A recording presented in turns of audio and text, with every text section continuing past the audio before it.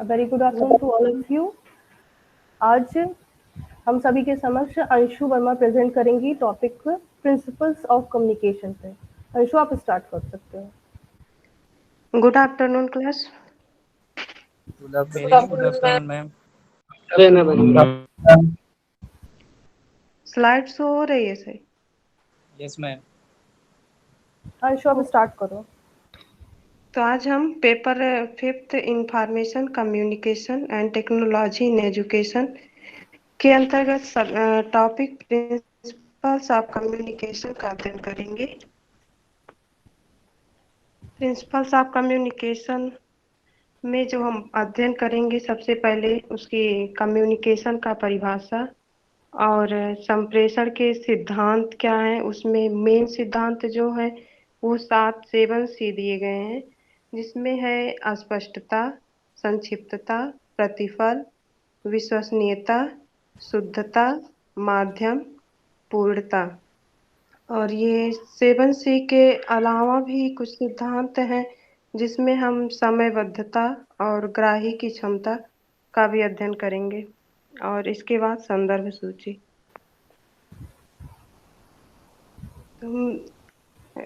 Principal देखने से पहले हम इसके कम्युनिकेशन के बारे में थोड़ा जानेंगे। जो है कम्युनिकेशन, जिसे संप्रेषण कहते हैं, इसका विचारों का आदान प्रदान करना ही संप्रेषण कहलाता है। अगर देखा जाए तो मनुष्य के लिए जैसे भोजन, वस्त्र, आवास, इन सब की मौलिक आवश्यकता होती है, उसी प्रकार मनुष्य के लिए संप्रेषण की भी आवश्यकता होती है। क्योंकि अपनी मनोभावनाओं को अभिव्यक्त करना या वार्तालाप करना, ये जो होता है मनुष्य की प्रवृत्ति होती है। संचार के बिना आधुनिक जीवन का कोई अस्तित्व नहीं होता है और संचारहीन जीवन की कल्पना भी नहीं की जा सकती है। इसी संदर्भ में प्रोफेसर IP तिवारी ने कहा है कि संचार जीवन के साथ आरंभ होता है तथा जीवन की समाप्ति पर ही या इस पर विराम चिन्ह लगता है। संचार के बिना जीवन अर्थहीन ही नहीं, अस्तित्वहीन भी हो जाता है। मतलब है कि संचार जीवन के साथ आरंभ होता है। एक नवजात शिशु जो है वो जन्म लेते ही वो रोना प्रारंभ कर देता है और नवजात शिशु अपनी आवश्यकताओं की पूर्ति के लिए संचार का ही सहारा लेता है और अपनी भावनाओं को दूसरों तक पहुंचाता है। भावनाओं की अभिव्यक्ति या विचारों का आदान प्रदान जो है मनुष्य के में जीवन पर्यंत चलता रहता है और उसकी जो पूर्ति होती है, उसकी सहायता जो करती हैं वो हमारी ज्ञानेंद्रियां करती हैं। क्योंकि हमारे ज्ञानेंद्रियों के माध्यम से ही संचार जो है वो प्रभावपूर्ण होता है। अगर हम इसके बाद बात करें कॉन्सेप्ट की, संप्रेषण की कॉन्सेप्ट जो है या कॉन्सेप्ट ऑफ कम्युनिकेशन, तो संप्रेषण शब्द जो है वो कम्युनिकेशन से कम्युनिकेशन का हिंदी पर्यायवाची शब्द है और इसकी उत्पत्ति लैटिन भाषा के शब्द कम्युनिस से मानी जाती है। कम्युनिस का अर्थ जो होता है वो कॉमन या सामान्य होता है। अतः कहा जा सकता है कि संप्रेषण एक ऐसी प्रक्रिया है जिसमें व्यक्ति परस्पर सामान्य अवबोध के माध्यम से आदान प्रदान करता है। संप्रेषण का अर्थ जो होता है वो परस्पर सूचनाओं और विचारों का आदान प्रदान करना है। अगर देखा जाए तो शिक्षा और शिक्षण जो है वो बिना सूचनाओं और विचारों के आदान प्रदान के संभव नहीं है। इसलिए संप्रेषण को शिक्षा की रीढ़ की हड्डी कहते हैं, क्योंकि बिना संप्रेषण के शिक्षा और शिक्षण दोनों की ही कल्पना की ही नहीं जा सकती है। एक अच्छा भाषणकर्ता जो होता है वो भी सदैव अपनी हाव भाव या मुख मुद्रा, मुख भंगिमाओं का प्रयोग अपने श्रोताओं को प्रभावित करने के लिए करता है। अब हम इसके बाद इसके संप्रेषण का परिभाषा देखेंगे तो इसमें दुबे तथा सिंह के अनुसार है, दो या दो से अधिक व्यक्तियों का आपस में विचारों, भावनाओं या समाचारों का आदान प्रदान ही संचार है। मतलब संचार जो है वो केवल अकेले नहीं हो सकता है, दो या दो से अधिक व्यक्ति का आपस में विचार, अर्थपूर्ण विचार होना। उसी का आदान प्रदान ही संचार कहलाता है। और अगर और देखें तो वारेन वीवर के अनुसार है एक डिफिनीशन की, all the procedure by which one mind can affect another, मतलब वो सभी प्रक्रियाएं जिसके द्वारा एक मस्तिष्क दूसरे मस्तिष्क को प्रभावित करती है, उसी को हम संचार कहते हैं। अब हम इसके आगे देखेंगे संप्रेषण के सिद्धांत। तो संप्रेषण के सिद्धांत जो है वो एक संचार विशेषज्ञ हैं फ्रांसिस बेटजिन, जिन्होंने 7C को बताया है, महत्व दिया है इसको प्रभावी बनाने के लिए 7C को महत्वपूर्ण बताया है, जिसमें है clarity, conciseness, consideration, credibility, correctness, channel और कंप्लीटनेस। हम सबसे पहले देखेंगे अस्पष्टता या क्लैरिटी। इसमें है संचार व्यवस्था का प्रत्येक हिस्सा पूर्ण रूप से स्पष्ट होना चाहिए, जिससे संदेशग्राही संदेश को उसी रूप व अर्थ में समझे जिसमें संदेश को प्रसारित किया गया है। मतलब अगर किसी संचार को हम कर रहे हैं, उसका संप्रेषण किया जा रहा है, प्रसारित कर रहे हैं, तो जो संचारकर्ता या संप्रेषण कर्ता जो है वो जिस अर्थ या रूप में समझाना चाह रहा है, क्या ग्राही जो है उसको सुन रहा है वो उसी अर्थ या रूप में समझ रहा है या किसी और अर्थ में समझ रहा है। तो इसलिए उसमें अस्पष्टता होनी चाहिए, ऐसे वर्ड नहीं होने चाहिए कि जिससे जिससे हम आप लोग को पढ़ा रहे हैं तो जो हम समझाना चाह रहे हैं आप वही समझ रहे हैं या अन्यथा कुछ और समझ रहे हैं। तो इसलिए उसमें क्लैरिटी होना ज़रूरी है। इसलिए क्लैरिटी रहेगी तभी वो प्रभावपूर्ण संचार होगा। और आगे संदेश प्रेषक को दो अर्थ वाले शब्द का प्रयोग नहीं करना चाहिए। जैसे कुछ वर्ड होते हैं जिसमें बोलने में तो वो एक एक जैसे दिखते हैं, लेकिन उनका अर्थ जो है वो अलग अलग होता है। अब भाषणकर्ता कुछ और बोल रहा है और जो सुनने वाला है प्राप्तकर्ता संदेश वो कुछ और समझता है। तो इसके लिए है कि वो ऐसा स्पष्ट कर दे कि सामने वाला भी वही समझे। जैसे उदाहरण दिए कि सेना में कोड शब्द प्रचलित होते हैं, दोनों पक्षों को कोड स्पष्ट होना चाहिए। मतलब सेना में जो होते हैं, आर्मी जो होते हैं, उनमें कोड पहले से वो प्री प्लान्ड होता है। उसमें कोड जो होता है वो पहले से प्री प्लान्ड होता है। उसके लिए वो जो कोड बनाते हैं वो, अब जैसे इंडिया है और पाकिस्तान है, दोनों के सैनिक हैं, तो ऐसा कुछ कोड बनाएंगे जैसे या तो क्लैपिंग हो गई या सीटी बजाना या कोई वर्ड ऐसा यूज करते हैं कि अगर अटैक हो रहा है या हमको अटैक कब करना है या नहीं अभी करना है, तो उसके लिए वो अपना कोड बोल देते हैं और सेना समझ जाती है। सुनाई तो सामने वाले को भी देता है कि हाँ कुछ बोला गया, लेकिन उसका अर्थ जो है वो वही समझ सकता है जिसको पहले से उसके बारे में जानकारी हो। और इसी प्रकार जैसे क्लास में देखा जाए अगर कि कुछ वर्ड ऐसे हैं जैसे नो, और नो में होता है एक के या नो डब्लू नो होता है, एक या नो डब्लू नो होता है। तो दोनों में अगर हम ऐसा वर्ड यूज करते हैं तो सामने वाले को स्पष्ट करना पड़ता है कि नो कौन सा नो है। जैसे अभी हमारी रिसर्च की क्लास में मैम ने बताया कि नो बोलो, तो उसके लिए बच्चे ने पूछा के या नो डब्लू नो या मैम नो। तो इसलिए पहले से ही उसे स्पष्ट करना होगा जिससे संचार जो है वो प्रभावी हो, बाधित ना हो। इसके आगे सेकंड है हमारा संक्षिप्तता या कंसाइजनेस। संदेश जो है वो संक्षिप्त होना चाहिए, इसमें अनावश्यक भाषा का प्रयोग नहीं किया जाना चाहिए। मतलब संदेश जो भी है वो छोटे से छोटे फॉर्म में होना चाहिए, उसमें कोई अनावश्यक भाषा का प्रयोग ना हो, जो हमें आवश्यकता जितनी भाषा की है उतनी ही हो। इससे संप्रेषणकर्ता जो होता है और संप्रेषण ग्राही दोनों का ही समय बचता है। और अनावश्यक भाषा हम यूज करेंगे तो समय भी दोनों का ही बर्बाद होगा।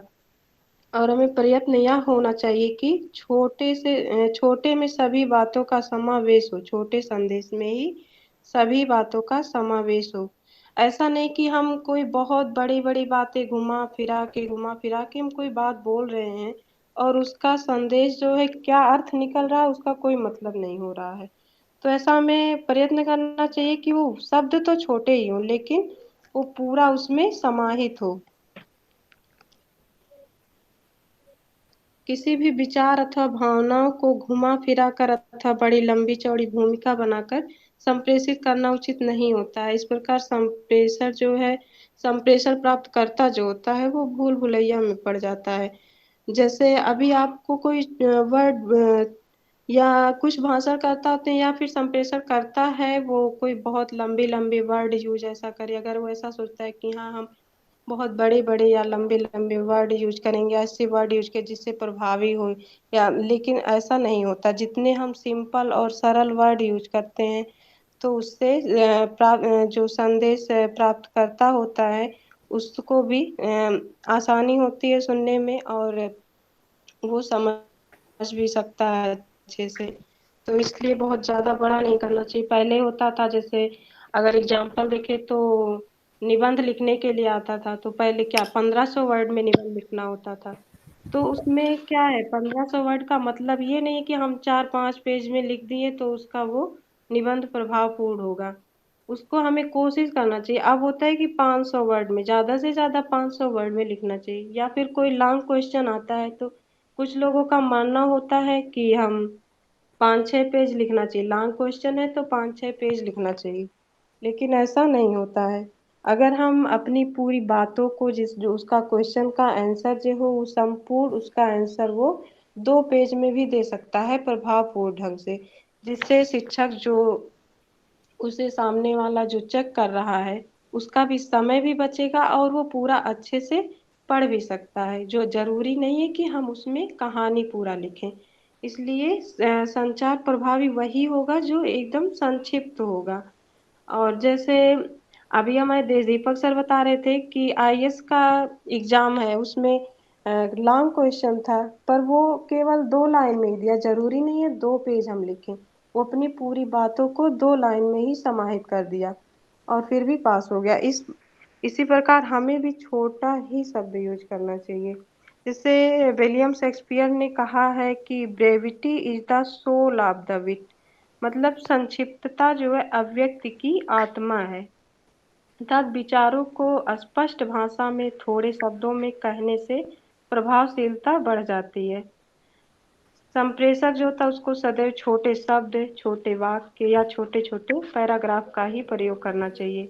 ना तो शब्द बहुत बड़े हों या वाक्य बहुत बड़े नहीं कि लंबे चौड़े वाक्य हम बना के दे दिए, या पैराग्राफ लिख रहे हैं ऊपर लाइन से स्टार्ट किए पूरा 1 पेज का हम एक पैराग्राफ बना दिए। तो ऐसा नहीं करना चाहिए। छोटा छोटा पैराग्राफ जो होता है वो ज्यादा प्रभावपूर्ण होता है।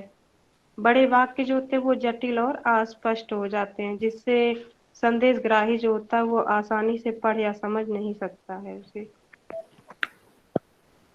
और थर्ड देखें तो प्रतिफल या कंसीडरेशन, जिसे हम प्रतिक्रिया या फीडबैक भी कहते हैं।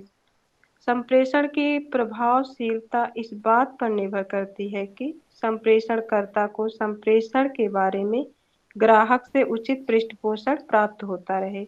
मतलब अगर संप्रेषणकर्ता कुछ बोल रहा है और उसको जो ग्राही है या संदेश प्राप्त करता है वो बीच बीच में अगर फीडबैक या पृष्ठपोषण नहीं देता है तो वो प्रभावशील नहीं होता है। या क्लास में हो या कहीं भी हो, अगर आप कुछ भी बोल रहे हैं तो उसका फीडबैक जो है मिलना जरूरी होता है। या आप मैसेज ही टाइप करते हैं तो आपने कुछ मैसेज टाइप कर दिया, उसका कोई फीडबैक नहीं मिला, तो आप क्या समझेंगे कि सामने वाले ने देखा, उसे समझा, या जो हम समझाना चाह रहे थे उसको उसने जवाब जब तक नहीं दिया आप तब तक कैसे समझ सकते हैं। और उदाहरण जैसे है कि कहानी सुनाने वाले को सुनने वाले से शाब्दिक या अशाब्दिक रूप से जब तक भली भांति पृष्ठपोषण प्राप्त होता रहता तभी तक उसकी रुचि कहानी सुनाने में रहती है। अगर कोई कहानी सुना रहा है और सामने सुनने वाला है जब तक उसका फीडबैक नहीं देता, जैसे घर पे आप बच्चों को भी कहानी सुनाते हैं तो बीच बीच में उससे बुलवाते रहते हैं कि हाँ वो सुन रहा है या सो गया या नहीं। तो इसलिए बीच बीच में उसका फीडबैक मिलना, शाब्दिक हो या अशाब्दिक रूप से, या वो बोल के दे या फिर अपने इशारे से दे या किसी तरीके से, तो सुनाने वाले का भी जो है उसमें रुचि बनी रहती है। अगर सुनने वाला कोई फीडबैक नहीं देता है तो सुनाने वाले जो होता है उसकी अरुचि और अनिच्छा का उसे आभास हो जाता है, और वो संप्रेषण जो होता है वो प्रवाह उसकी मंद हो जाती है या फिर बिल्कुल बंद कर देता है। इसी प्रकार अगर हम कक्षा संप्रेषण में देखें तो कक्षा संप्रेषण में अध्यापक भी यह पता लगाना हमेशा चाहता है कि सामने संप्रेषण मतलब जो कितनी रुचि से विद्यार्थी ले रहे हैं या नहीं ले रहे हैं।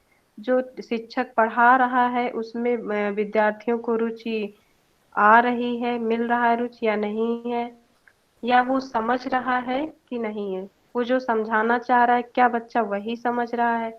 जब तक वो फीडबैक नहीं देगा तब तक शिक्षक को नहीं पता चलेगा, और उसका कितना लाभ बच्चों को पहुंच रहा है, जो वो पढ़ा रहा है उसको उसका लाभ बच्चों तक कितना पहुंच रहा है, ये भी जानने की कोशिश रहती है। या फिर विद्यार्थियों द्वारा प्राप्त जो पृष्ठपोषण होता है उससे अध्यापक को अपनी प्रतिक्रिया में उचित सुधार लाने की आवश्यकता भी अनुभव कराता है।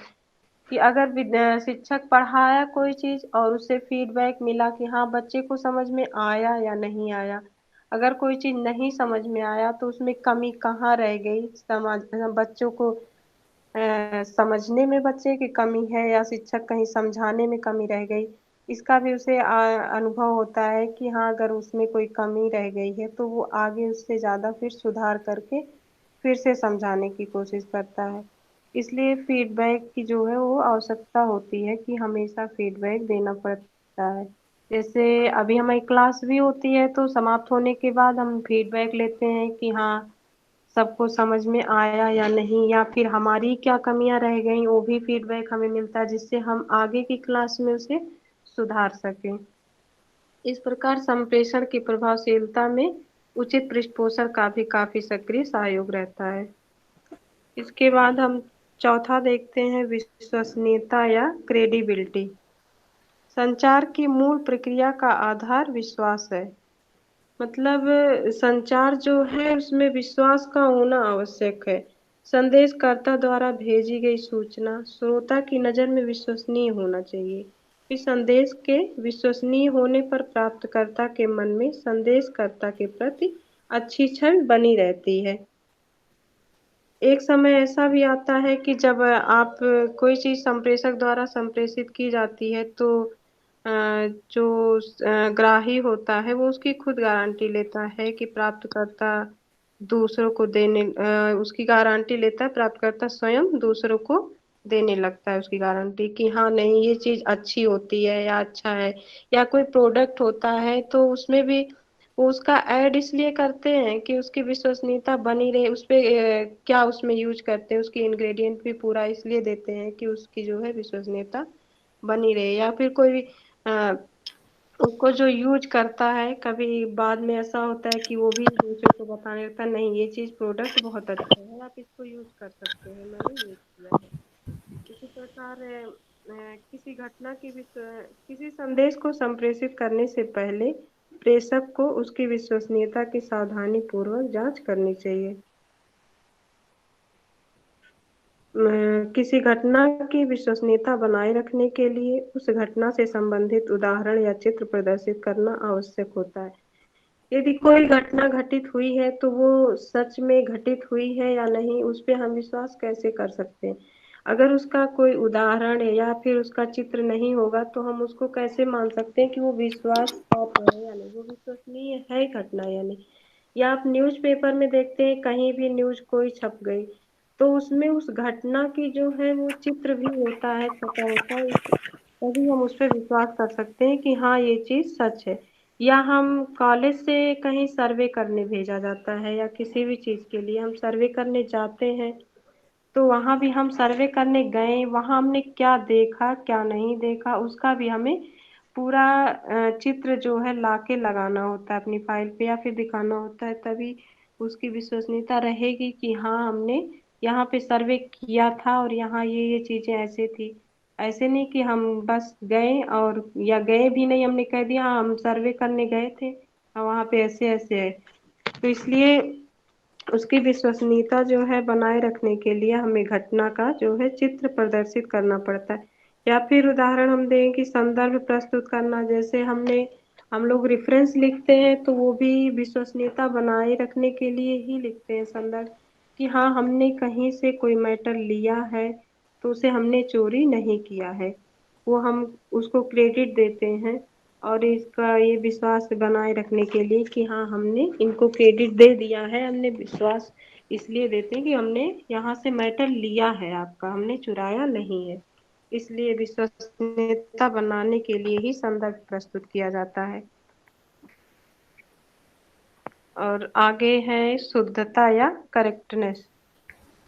संचार में शुद्धता लाने के लिए सही भाषा का प्रयोग करना चाहिए।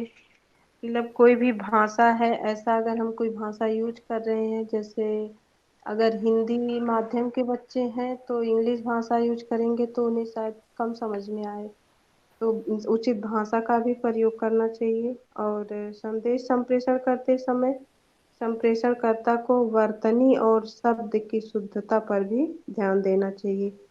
मतलब कोई संप्रेषण है, अगर संप्रेषण करता है उसकी वर्तनी भी शुद्ध होनी चाहिए।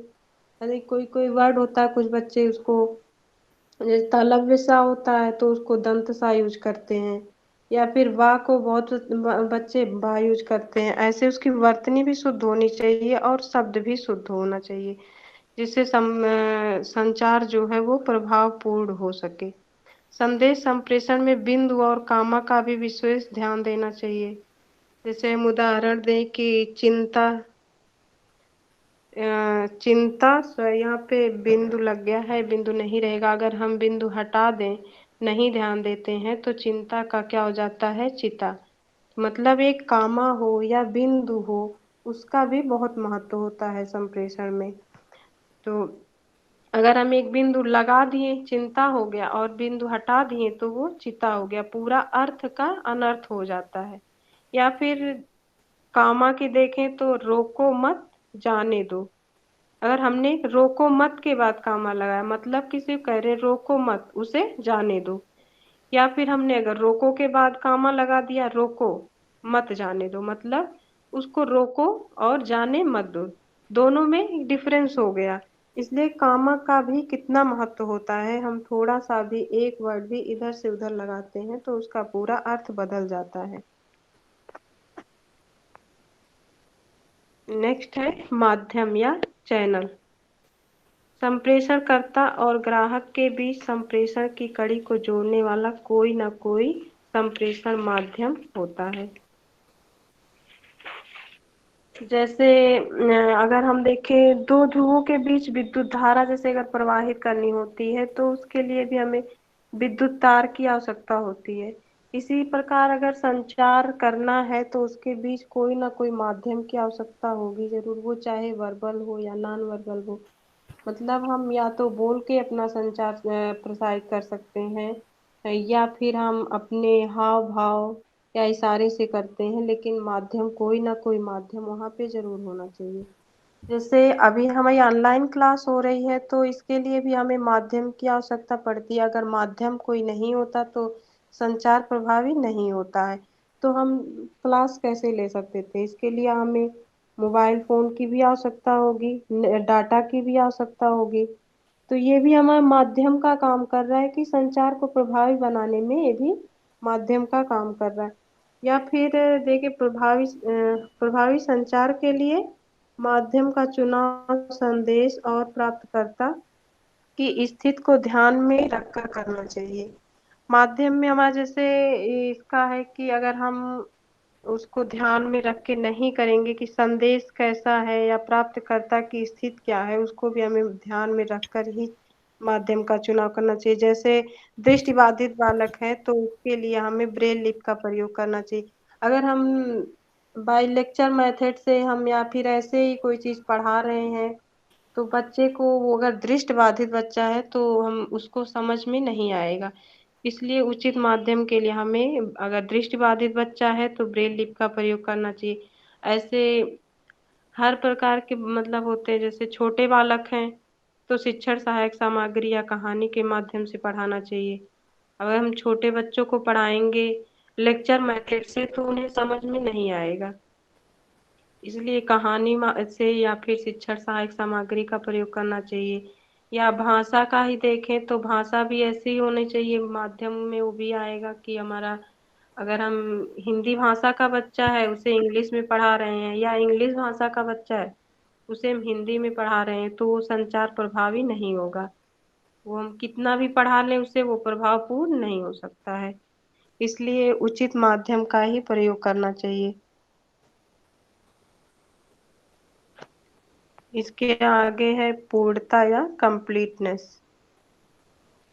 पूर्णता से तात्पर्य संपूर्ण जानकारी से है।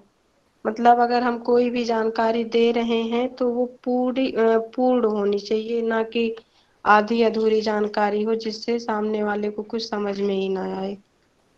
जिस संदेश में संपूर्ण जानकारी होती है उस संदेश से प्राप्तकर्ता भ्रम की स्थिति से बच जाता है। अगर हम कोई जानकारी दिए वो आधी अधूरी जानकारी दिए तो सामने वाले को समझ में नहीं आएगा और वो भ्रम में पड़ जाएगा कि हाँ वो क्या कहना चाह रहा है या क्या नहीं कहना चाह रहा है। जैसे अभी आपकी फॉर्म निकला, आपने बता दिया उसको, जानकारी तो दे दी कि हाँ फॉर्म आया है, उसको फिल कर दो, लेकिन फॉर्म किस चीज का फॉर्म आया है या कब तक डेट है लास्ट, उसको जब तक पूरी जानकारी नहीं देंगे तो वो कैसे समझ पाएगा कि हाँ किस चीज का फॉर्म आया है, हमें भरना चाहिए या नहीं, फॉर्म डालना चाहिए या नहीं। इसलिए जो भी जानकारी देनी चाहिए वो पूर्ण रूप से देनी चाहिए। जैसे प्रेषक को सभी आवश्यक जानकारी प्रदान करते हुए सभी पांचों डब्ल्यू का उत्तर देना होगा कि कौन, क्या, कब, कहाँ और क्यों। जैसे अगर कोई भी आप सूचना दे रहे हैं तो उसमें हम ये 5 डब्ल्यू का प्रयोग करके पता कर सकते हैं कि ये पूर्ण है सूचना या नहीं। जैसे कोई सूचना दिया तो कौन दिया, क्या दिया, उसने सूचना दिया तो क्या सूचना दिया, कब दिया, कहाँ दिया या क्यों दिया। या फिर आप किसी, जैसे सामान की बात करें, अगर आप कोई सामान ऑर्डर कर रहे हैं तो उसको स्पष्ट रूप से आपको बतानी होगी कि हाँ आपने, आपको क्या चाहिए और कब चाहिए, किसको चाहिए, कहाँ भेजा जाना है और भुगतान कैसे करना है। तो उसको आपको पूरी जानकारी देनी होगी, तभी वो आप सामान ऑर्डर करेंगे, तभी वो आपको आ सकता है आपके पास। अतिरिक्त जानकारी प्रदान करना ग्राहक द्वारा बेहतर निर्णय लेने की दिशा में एक लंबा रास्ता तय करता है।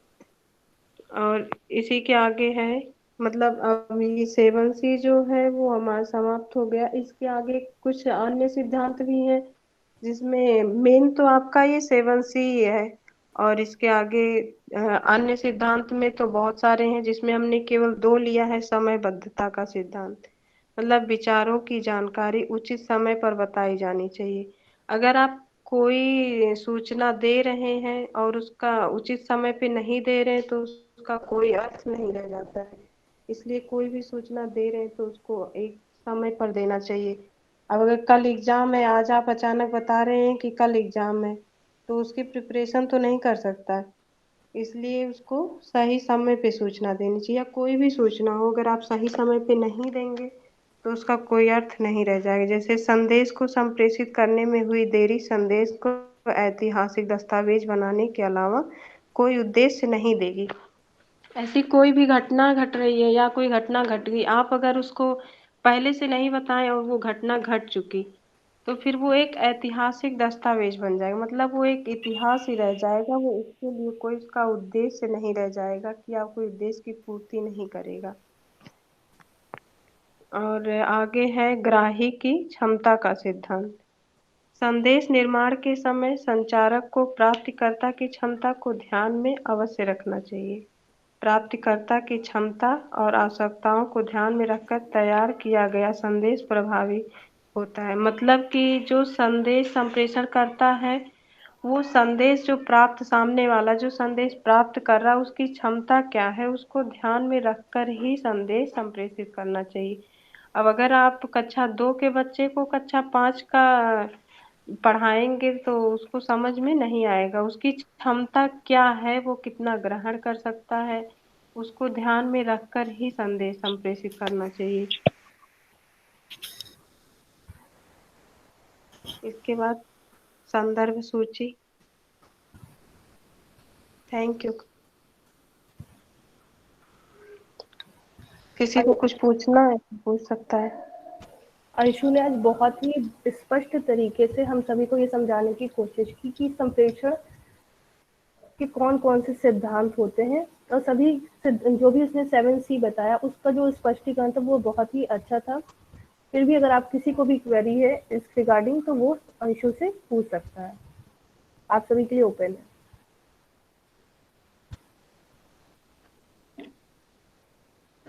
मैम पूरी शुरू से स्लाइड दिखा दीजिए। Okay.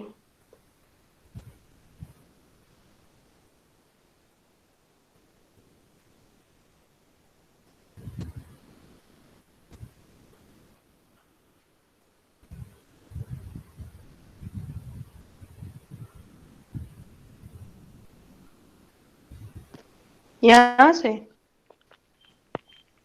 Yes ma'am, yes ma'am.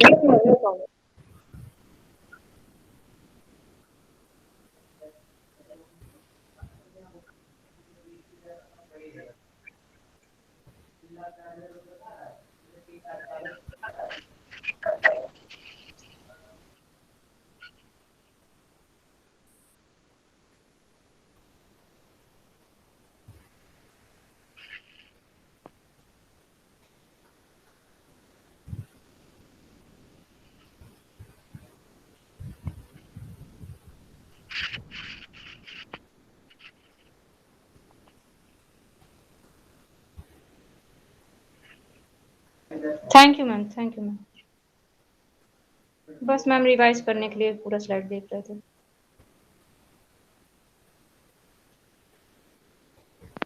किसी को कुछ पूछना है? ओके अंशु, आपने बहुत अच्छा प्रेजेंट किया। मुझे नहीं लगता किसी को भी कोई भी अभी इस समय क्वेरी होगी। बहुत ही अच्छा स्पष्ट तरीके से आपने समझाने की कोशिश की। Thank you Anshu. इसी के साथ हम लोग आज की क्लास से ही बाइंड अप करते हैं। नेक्स्ट क्लास में एक नए प्रेजेंटेशन के साथ हम लोग फिर से मिलेंगे। Thank you class. Thank you ma'am. Thank you ma'am. Thank you ma'am.